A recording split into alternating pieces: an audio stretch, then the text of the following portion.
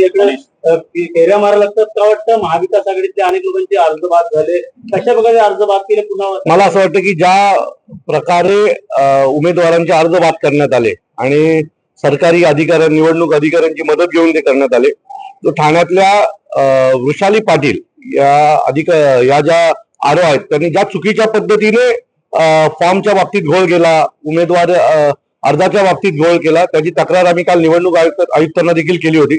आज आम्ही ठाण्याचे जे निवडणूक आयुक्त आहेत, जे ठाणे महानगरपालिकेचे आयुक्त आहेत, त्यांच्याकडे तक्रार केली आहे आणि आता त्यांनी मला आश्वासित केलेलं आहे की पुढच्या 24 तासाच्या आत त्या मॅडमवर कारवाई केली जाईल आणि त्याची चौकशी करून पुढच्या 24 तासाच्या आतमध्ये नवीन आरोंची नेमणूक होईल. आता चौकशी आणि कारवाई केली कुठे पुन्हा उमेदवारी मिळणार का?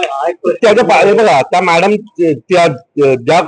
ज्या कोणी लेडीज आहेत त्यांना असं वाटत असेल की हे झालं की त्यांचा विषय संपला, असं नाही. त्यांच्या पाठी आम्ही लागणारच आहोत. त्यांच्या प्रॉपर्टी पासून सगळ्याच्या इन्क्वायरी महाराष्ट्र नवनिर्माण सेनेकडनं केल्या जातील. माहितीच्या अधिकाराचा पुरेपूर वापर आम्ही त्यांच्यासाठी करू, कारण त्यांच्यामुळे अनेक तरुणांचं आयुष्यात बर्बाद झालं. पुढील 5 वर्ष पुन्हा त्यांना निवडणुकीची वाट पाहावी लागणार आहे आणि त्यांच्या या संगनमतामुळेच या सगळ्या गोष्टी शक्य झालेल्या आहेत. तो सगळ्यात महत्वाचं तर होतं की पुढची जर निवडणूक व्यवस्थित व्हायला पाहिजे असेल तर या मॅडमची बदली होणं खूप गरजेचं होतं, त्यांना त्या जागेवरनं हटवणं खूप गरजेचं होतं. आता आयुक्तांनी मला शब्द दिलेला आहे की 24 तासाच्या आत तिथे कारवाई केली जाईल.